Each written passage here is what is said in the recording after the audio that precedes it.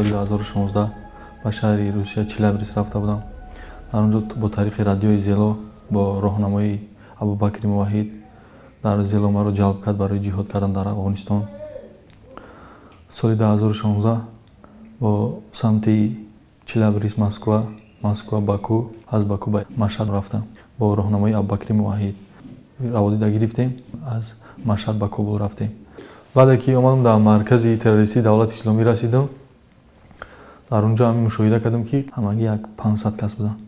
Роҳбаршон Хабоб дар онҷо моро яроқро ташвишони калашника разбират кардан, тоза карданашон нишон дода буданду пулемёта нишон дода буданд, гранатомет паронданашон, гранатаро партофтанд, чӣ рақам партофтанд дар кори ҳамин нишон дода буданд дар онҷо 15 рӯзда.